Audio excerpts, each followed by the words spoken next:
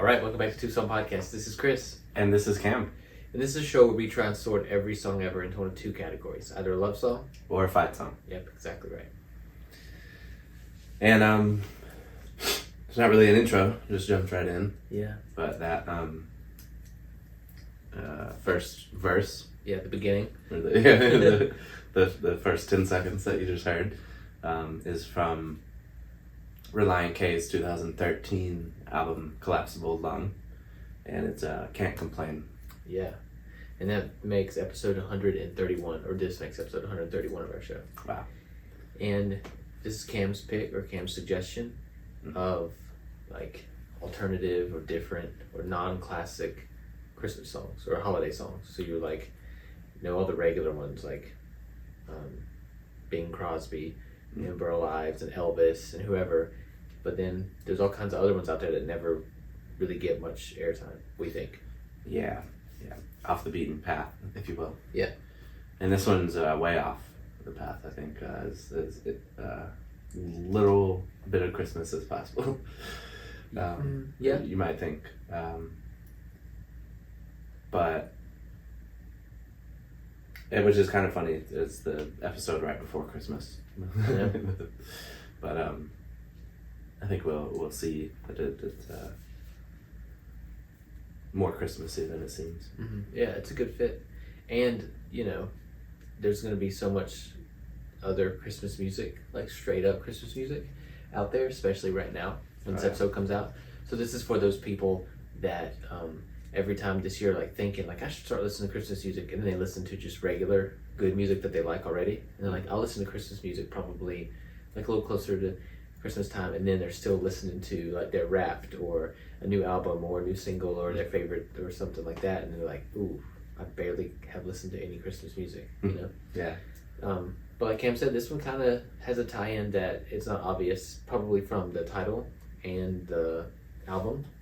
Yeah, or the first 10 seconds. The first 10 seconds. So yeah, then, but trust us, I guess. What can I say? Yeah. Well, should we hear some more of it? Yeah, I was wondering if we should back up and try to get like the whole first verse, or just kind of pick up where we left off and go through to the chorus, up until the chorus. Okay, yeah, let's do that. Yeah.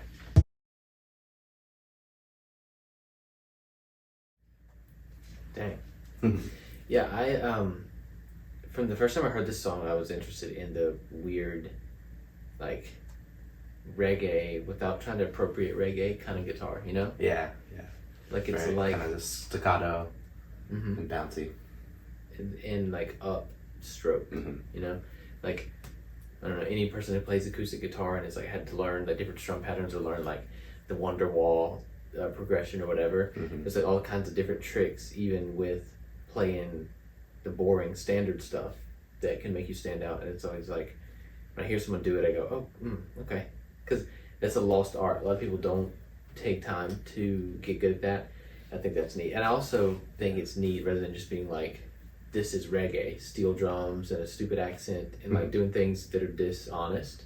To me, it's cool to be like, well, but we kind of like want it to feel a little bit reggae, ska, like guitar part, but we're not gonna like, be dumb. We're not gonna like make fun of reggae. Yeah, it's still Relient K. It's still Nat Thiesen's sweet voice. Yeah, it's still like a pop rock.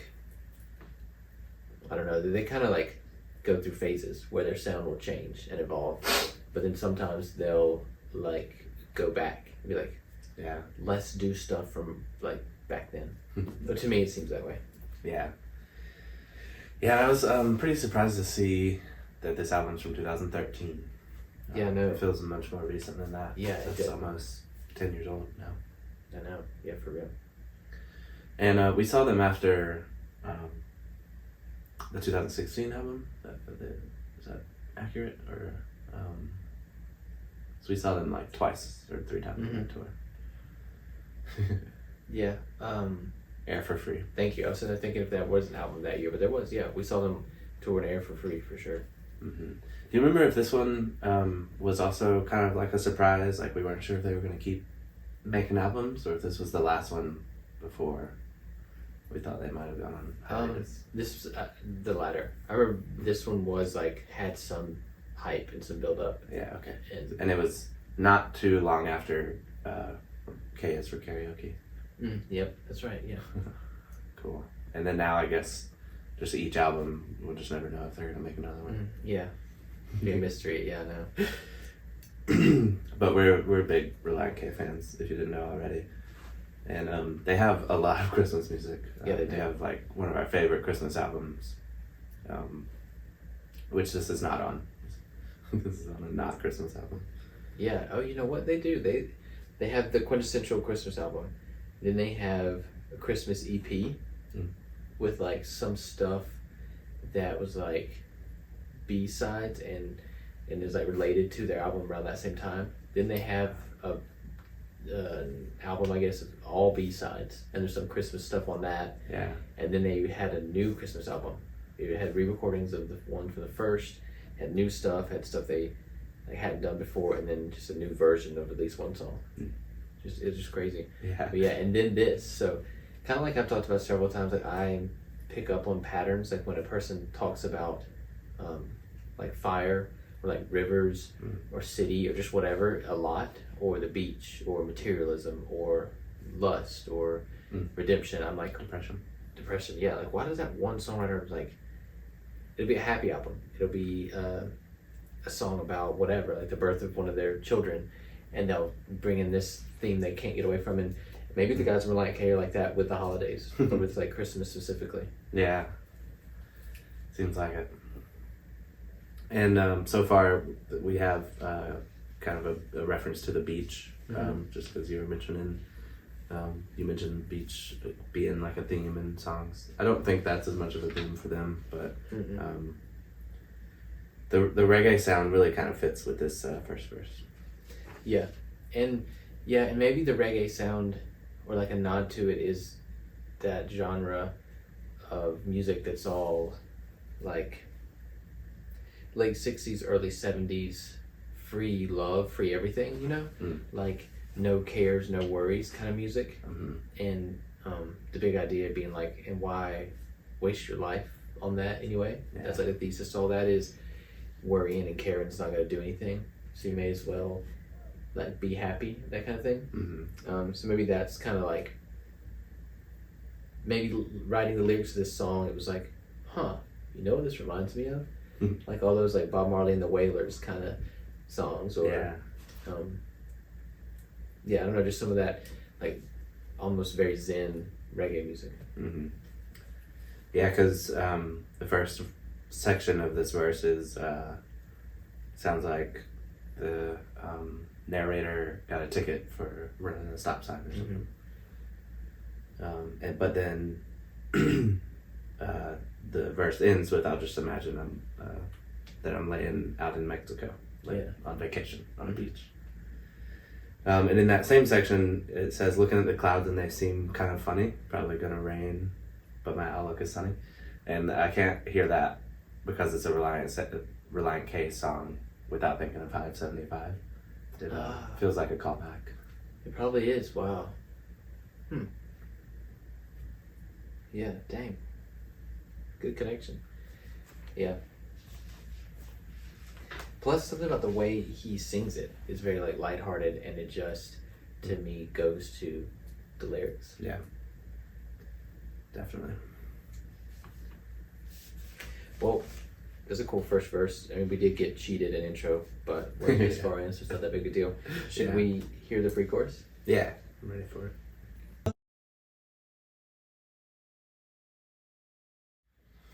It's pretty quick. Yeah, there's a lot of words in this song, and it kind of flies by. Like, there's not a lot of time for not lyrics. But I like how that acoustic guitar just gets that one like slow strum to kind of suspend things, but right before the chorus. Yeah, and also like add to the idea of like do whatever you got to do, going to the beach or doing breathing exercises or whatever to just relax, you know, like release any kind of frustration you'd have. Yeah. You know, and then take a breath. pre-chorus like even says that. Because I know pleasure's got to come with pain, and then it like ends with it's gonna suck some days. So yeah, that's, I don't know. It's kind of cool. Yeah, I mean, because I could see earlier, less mature Relient K just like rocking right through that moment. Yeah. You know, going just barreling through that pause, or where there could be a pause. Yeah. Yeah. So that really gives it a little bit of breath before they just keep the words coming. Mm-hmm. Yeah.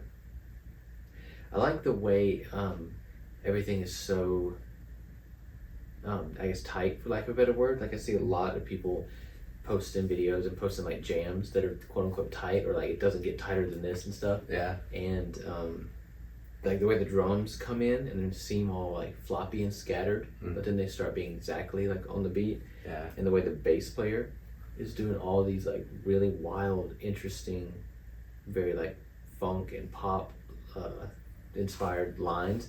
It's just cool, like the way that the first verse before the chorus kind of slows things down is so connected and so like intentional, well thought out, and not just like these are the chords, just play something related, you know? Yeah.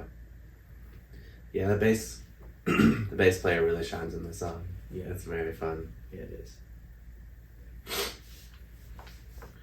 Well, you ready for the chorus? Yeah, let's get that chorus.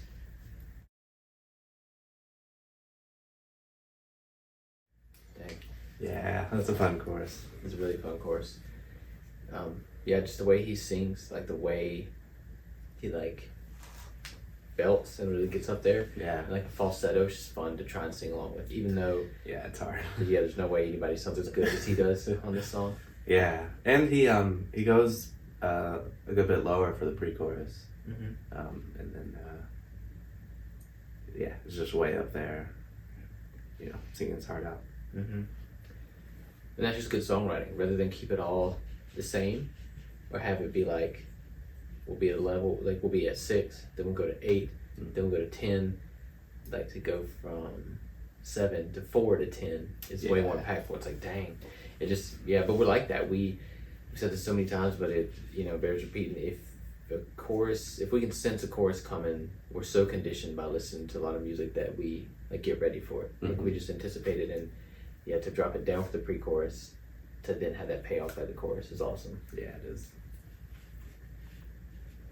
And also lyrically, probably obvious, but that was the tie-in. Isn't that kind of why you wanted to do this one? Yeah, yeah. There's another part later, but right there in the chorus, you got to treat every day like a holiday, and I love that so much. Because you know, you just wake up different on Christmas. You know. Yeah. It'd be really cool to channel that just for your day to day. Yeah. Gosh, I know. But then, yeah, it would be cool. But what would Christmas be? Yeah. You know. That's a good point. Oh man, but there's lots of holidays, technically. You know. Yeah, that's true. Maybe you shouldn't do every day like Christmas. Yeah. Just every day like Thanksgiving. Yes, yeah, that would be really good for you actually. Every day like Thanksgiving, that would be awesome. Yeah, that's healthy for mentally, you know. Right. But yeah, I mean, you could treat some days like Memorial Day, some days like 4th of July. Yeah. You could. I mean, there's so many holidays. You really could, if you were like conscientious and really stopped to think about it. Mm-hmm. Like, yeah. Some people treat every day like Halloween. Yeah, very good. That's true. Yeah. Gosh, that's true. Dang, I know. The freedom, you know? Mm-hmm. They must feel to do that. Dang. I don't think, and I know that the cookie's gonna crumble is a holiday line, but it feels like it right now because I just had a Christmas cookie. Oh, yeah. That's more of a just using a common saying to kind of like say, like usually it's, and here even it's to say like that's just how it is, like you know, cookies just crumble. Yeah. It is what it is. Exactly. That's the way the circumstances have happened or have occurred. Mm-hmm. I know. You reckon that phrase originated with people trying to split a cookie? I wonder that ever since I saw Anchorman in theaters in whatever that came out, the early 2000s. Yeah. Because like, it would work in that situation. If it wasn't exactly half, you could. That's the way it crumbled. Oh, yeah. But crumbled is a weird verb, because really that's the way it broke. That's the way it divided, whatever. But cookie and crumble, those verbs. I mean, that verb and that noun just go together. Yeah. Like, yeah, that's true. you know, some things, a lot of things crumble, like buildings if they're being demolished, or like foundations crumble or whatever. But cookies is one of them. So yeah, every time I hear that line, I think of, like, I can picture a cookie like breaking apart, a chocolate chip cookie. But now you're saying, yeah, it doesn't not have a holiday tie-in. Yeah. With the time of year we're doing this, the lyric about treat every day like it's a holiday. Yeah. And then Christmas cookies or holiday cookies are a huge thing. I'm making it a holiday line. Nice. Yeah, I'm not mad at that. Darn. We have a lot of songs to get to. Should we push on? Here's some more. Let's do it. And there you go. Yeah, there's a verse 2 has a Christmas tie-in too. Yeah. And this line just always made me so sad for the narrator. That sounds like a rough time. Yeah, I know. That stinks. I feel like that's a rough, like probably the roughest time to be like stuck in an airport. Yeah. Because some people are going to handle that better than others. And usually like people at the airport being at their worst, like ruin it for everybody. Oof, like yeah. say you're all right or you're borderline. If somebody's having a meltdown, then all of a sudden, oopsie, you're not like as relaxed or as like non-stressed as you could have been or should have been. Yeah. Yeah, it's really rough. Although, I mean, I don't know, and I don't want this to happen to me or anybody, but I wonder if some airports people would be a little more friendly or a little more like forgiving of one another. I mean, I got stuck in an airport one time in a really, really small town, and they like bought us pizza. They're like 5 passengers that were there, and they couldn't fix the plane, so they brought a new plane, and they were just kind of like, sit wherever you want. So 4 flight attendants and 5 passengers rode like a 40-person plane to our next destination. Wow, everybody had a window seat. Yeah. Yeah, like I even said to one of them, like, are we gonna have to balance it out? And she was basically like, it doesn't matter. Yeah. Like, because it wasn't one of those planes that they'd fill up and they do have to worry about that. It was such a small plane. It was like, the plane's not gonna really know that it has anybody on it because it's so few of us. Oh my gosh. I was like, oh nice, yeah, that makes sense. Wow. Yeah, it was you know, like I said, not ideal, but it was just neat the way they handled it.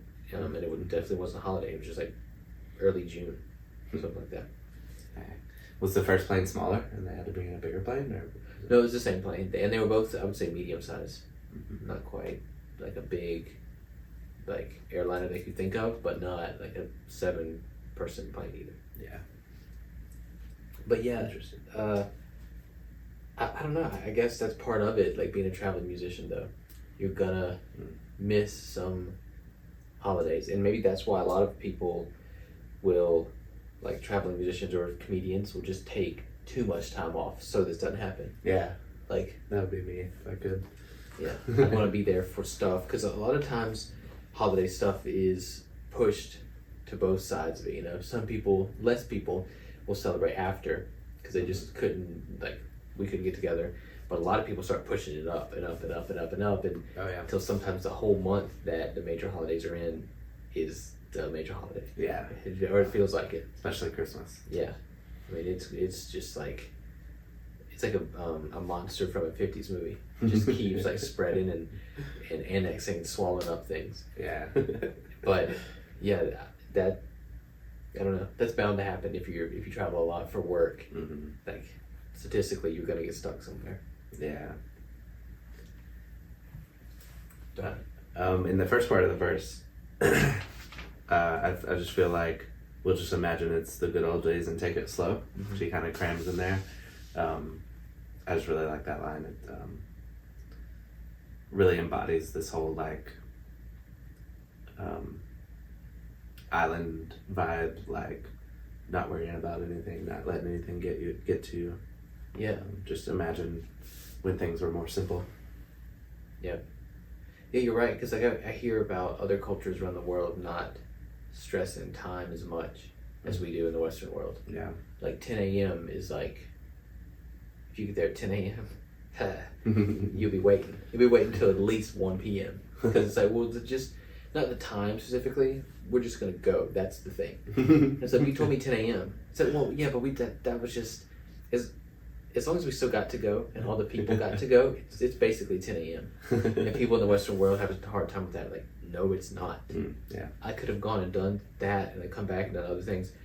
But then, like you said too, like the good old days, it's in like, I have like one thing on the schedule today, or no things on the schedule today. Yeah. So if we get stuck behind a long train or a slow train, or that thing trains seem to love to do, to go past the stop, Oh, jeez. then reverse, then get in your way. It's, oh dude, that's so frustrating to me. Yeah. Oh, how about this? Leaving a holiday party 2 weeks ago, or yeah, a week and a half ago.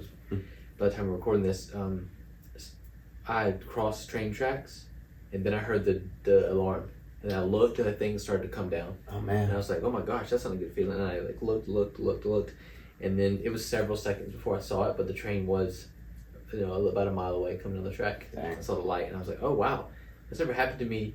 That I've been driving up to a crossing, and they started to come down right as I drive up, and I go, oh, I should have left earlier or whatever, but I've never gotten across one and been look at a stop sign looking for car traffic, and then had a train come behind me. Wow.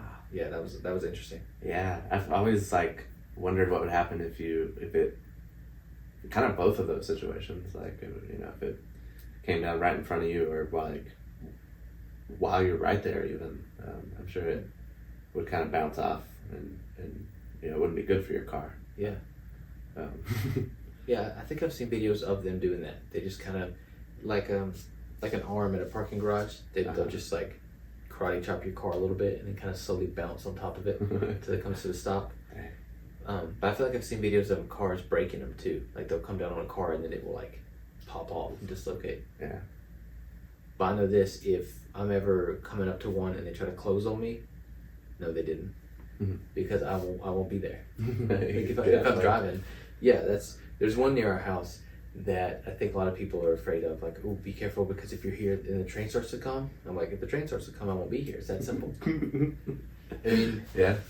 I will stand on the accelerator, and what if there's another car in your way, or the car in front of you? They won't be there anymore. Because I'd rather have to buy somebody a new car than be dead. Yeah. So yeah. Anyway, but yeah, I've definitely never had that experience of being trapped by a train and being like, oh, it's all good. Like, yeah. But it'd be cool. I mean, that's aspirational. Yeah, definitely.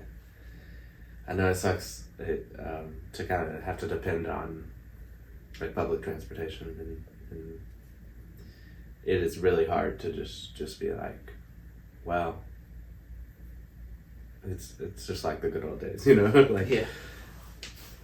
It is what it is. That's like one of the hardest times to do that, I think. So it's a good example to work into the song. Yeah, it really is. Are we back to the pre-chorus already? I think this one. Oh yeah. Nice. Yep. Should we hear it? Let's do it.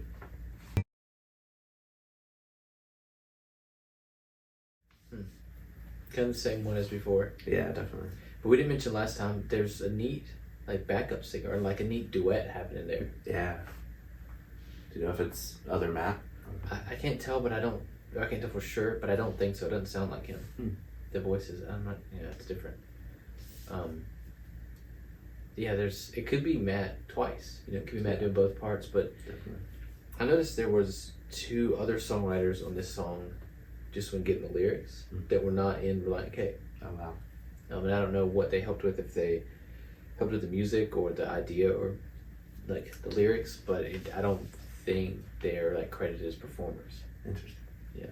Yeah, and I would think they would be if they sang Yeah, on the track. I know, I think so too. But I like it. It gives it like a more pop feel, like a lot of bands that were really getting popular at this time. Yeah. And I'm not saying Relient K was trying to rip them off or rebrand as one of those kind of bands, but just maybe inspired by him. Yeah. The pre-chorus or that second voice? The pre-chorus. Do that. Yeah. It's not as bouncy and reggae like as the rest of the song. Mm-hmm. Yeah. But it's a good one. Yeah, it is. Well, darn, should we, since it's so much similar to the part we discussed, should we hear the chorus again? Yes, we should.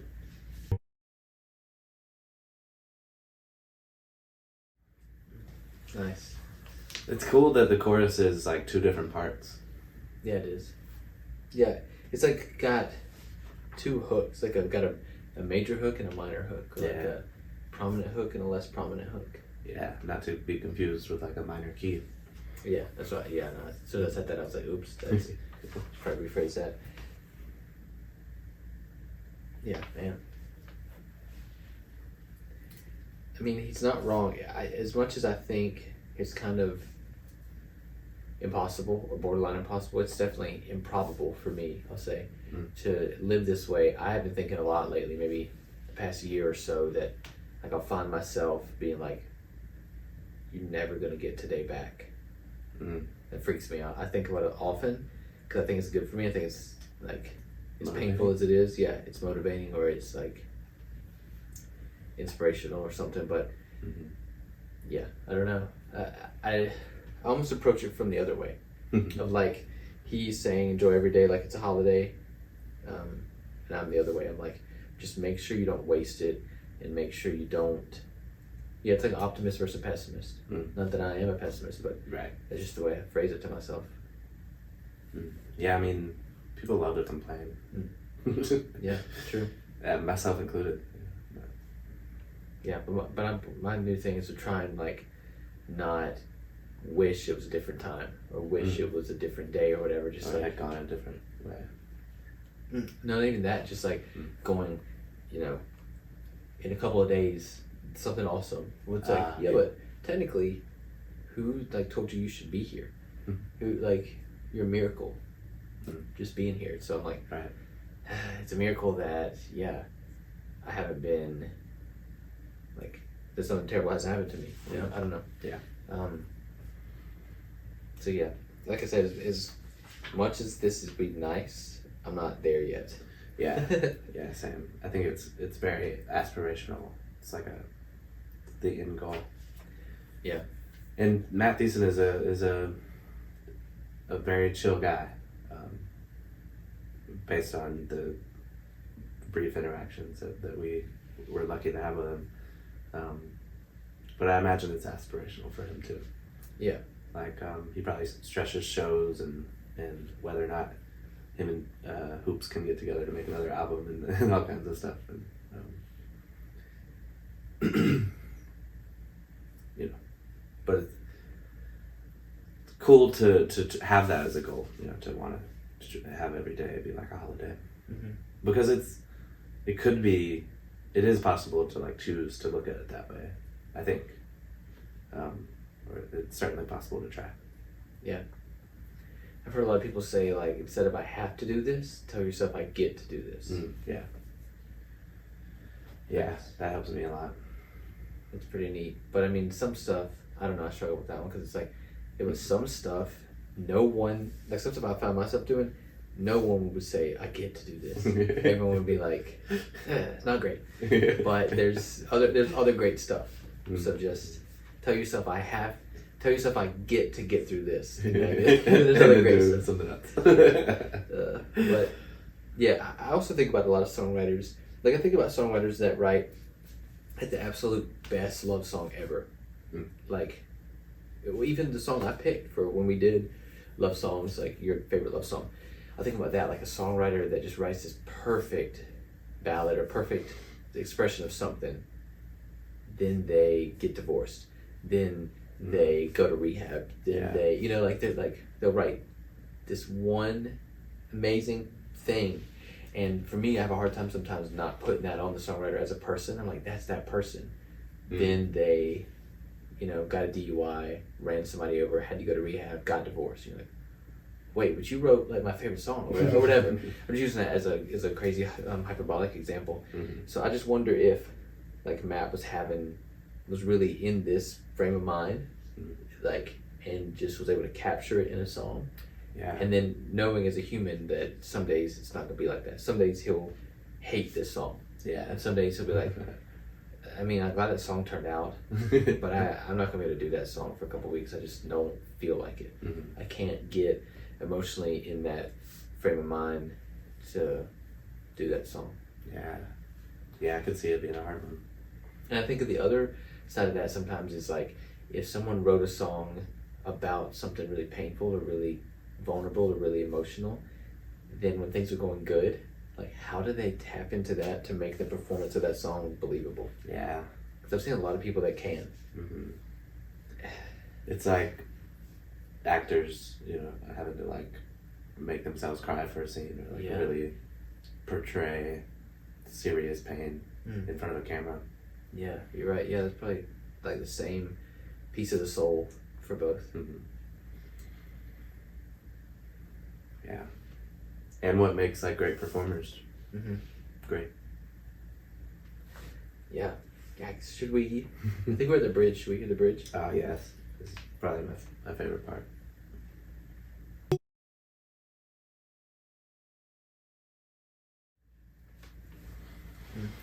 Just the way the bass comes in the middle of the bridge is so satisfying. Sounds so good. Yeah. Because to me, whatever sound that keyboard is using is like called Matt and Kim or something. Or like called Fun. Or any of those kind of bands that were real, like indie pop or like indie acid rock or whatever. Like it is, I mean, it sounds like a lot of other things to me. Not that I hate it, and it's used only that one part really prominently. It's just so bright. Yeah. It's really bright and tinny and like a toy keyboard a little bit.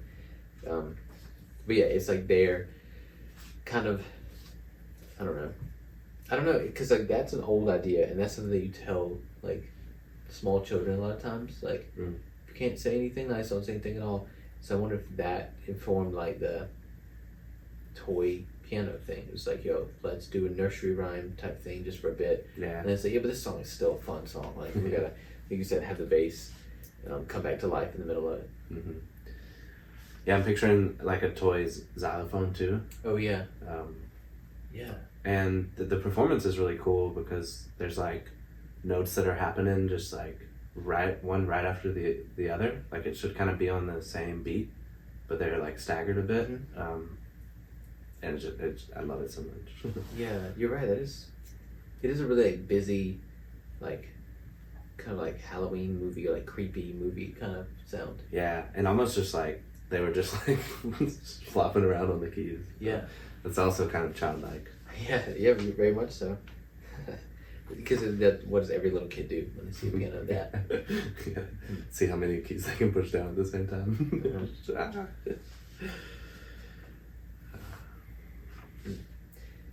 Yeah, this song is interesting because it kind of like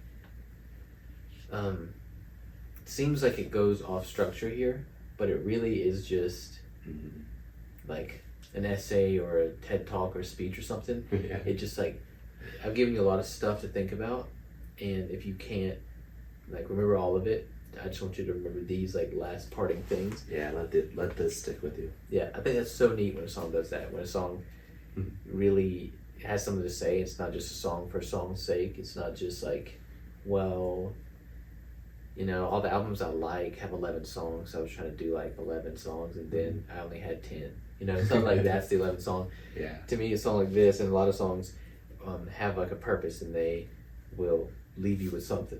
There'll be a repetitive part, and you'll be like, dang, that repetitive part, because I always love singing it. But then you stop thinking about it, you're like, oh man, they freaking tricked me. They subliminally messaged me to like focus on and ruminate on these words or this idea. Yeah. And I think that's what this next part is in a way, to be like, you know, just as the song's ending, as we're going away, like, don't forget this. I'm gonna stress this. Yeah, exactly. Let's hear that. Yeah.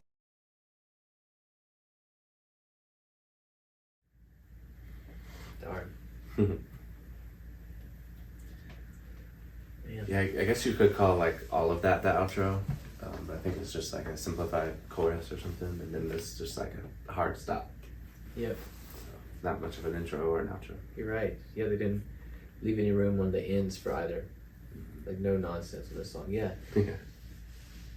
I really like the way that the electric guitar is like mirroring those O's in like the second part of the bridge or like the end of the bridge. I just the music in this song, like the instruments, I mean, is all so good, and just in, I don't know if it had come out of nowhere for Relient K, maybe as a casual fan it did, it would be so much more impressive. It is still impressive, but if you're like us and you've heard everything they've ever done, you're like, well, they had this in them. Like, there's songs that didn't work on or didn't work on 7 years ago. That was a big one. They wrote way too much for that album. Oh, yeah. And the B-sides are just full of these weird experimental songs, and songs that like are kind of short. And you're like, I can see why that didn't make it. It's not really finished, or it like added to the pieces that it flows into thematically would have been too long. Yeah. And Forget It Not Slow Down has a lot of that at the end. The very end of that album is 3 or 4 songs. It's really just one long song. It's so like confusing. So then when I heard this kind of stuff, I was like, oh wow, they like maybe canon wise will put out a similar type of song often, similar sound. Yeah. But they're capable, because they're great musicians, of a bunch of different weird off the wall stuff. Yeah. On K's for Karaoke, they covered a They Might Be Giants song, Dr. Worm, and I'm like, not a stretch at all. They Might Be Giants are insane. Yeah, and they're so talented. Yeah, they can play any kind of music. And supposedly one of the Johns that I think he's like their main singer, he's their bass player, their saxophone player, and he plays clarinet. He can write a song from somebody suggesting something to him to like recorded and ready to be sent off to their engineers in a day. Oh my god. And it'd be good, and it'd be like 4 minutes long. Wow. And so whenever the guys from Relient K covered a song by theirs, I was like, the guys from Relient K are a lot like that. They're both multi-talented, multi-instrumentalists. They collaborate really well. They both have the same first name, like They Might Be Giants. Yeah. Kind of weird. And like something like this, like the reggae, the way that the acoustic guitar is really reggae, and then the chorus, the electric guitar, is really reggae and choppy. Yeah, I just was like, man, it's awesome to hear it, because I want them to grow and change and do what they want to do, but it wasn't like shocking. It wasn't like, oh my gosh. Who is this? Yeah, it's the same band. Yeah, that's a great point. Well, thanks. But remember, we both were huge fans of this album when it came out. I know, and I don't know that it was widely as well received. Yeah. Which might explain why they took some time off after it, but man, I love it so much. It's so Yeah. much fun to me. Like, it kind of just felt like that's what they wanted to do, so they did it. Didn't worry about if it was like other stuff that was happening or derivative at all. Not that it is particularly, but it really seems like they made what was fun for them to make. Yeah. I think so too. Like, they made the album they wanted to make. You know, they're like, this is what I'm listening to right now, and this is what will also be fun at our age to try and do, or like the life of our band to try and do. Yeah. Gosh. You know, since this is your pick, do you want to pick who goes first, or do you want to go first? Yeah, I'll go first. Okay, cool. So it's pretty upbeat and it's like syncopated but it's pretty fast and interesting and dynamic, like we said, kind of going from like 8 to 4 to 10 and then back to 8 or whatever for the verses.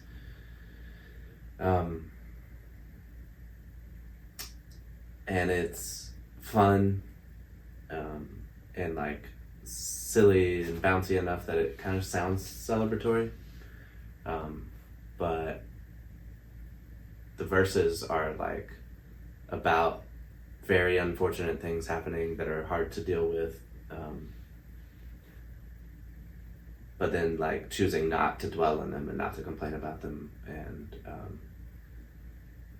accepting it as it is and going with it, and staying positive about it,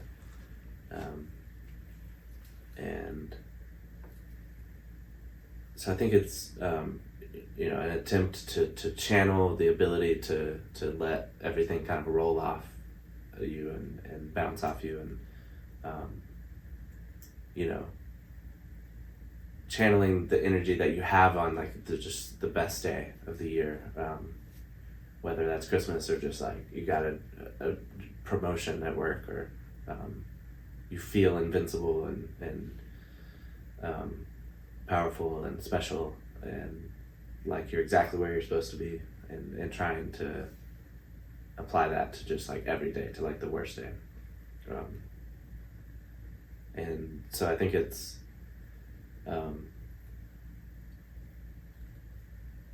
really trying to love and appreciate everything as it is, kind of no matter where you end up. And so I think it's a love song. Yeah. Gosh. Cool.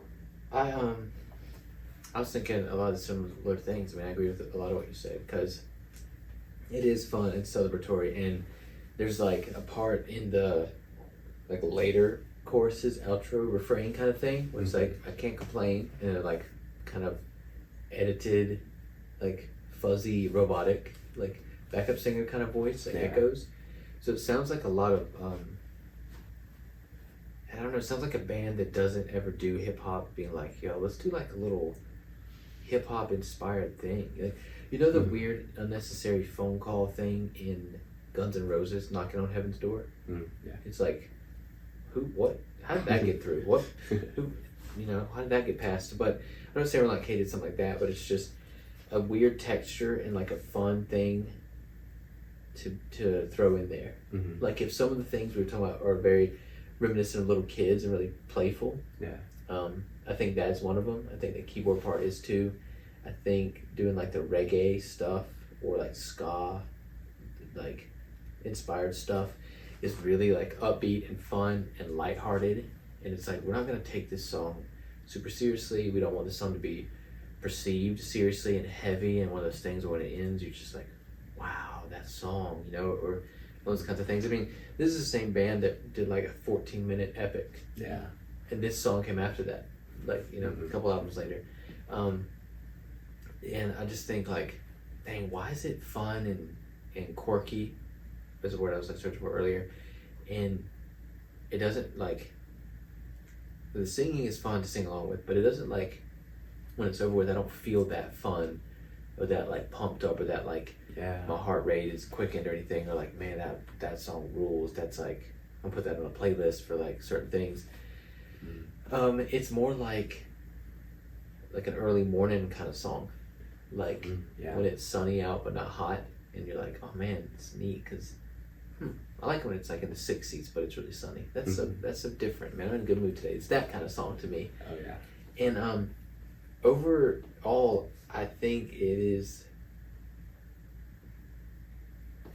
writing toward the narrator. It's like the narrator back to himself. It's like a little bit of a diary entry, or like a thing you put on your mirror every morning and like look at it and be like, yeah, today's a holiday. Which is interesting. Probably somewhere in some culture it is. I mean, there's a lot of days. Yeah.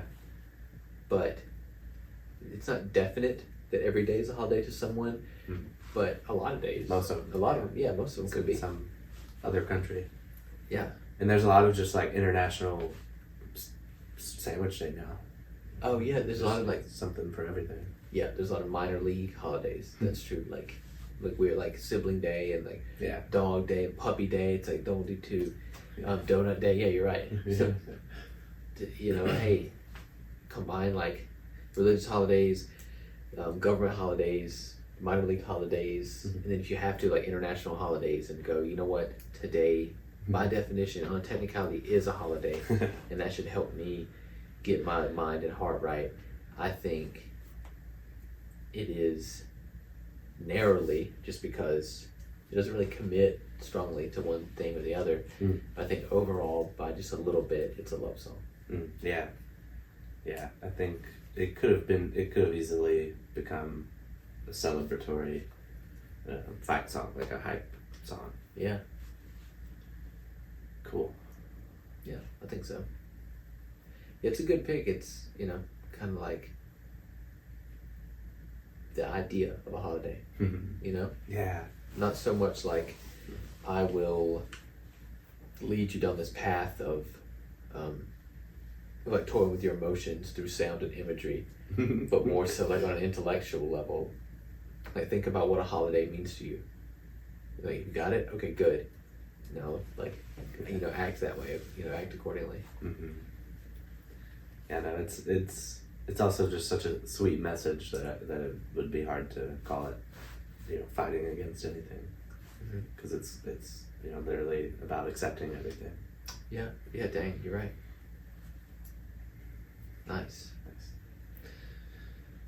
Well, I think there was a compliment in there about it being a good pick or something, so I appreciate it. Oh yeah, there was, but yeah, you're welcome. And we hope you all liked it. It might be different, but that's kind of like the people we were aiming at this whole series. Yeah, definitely.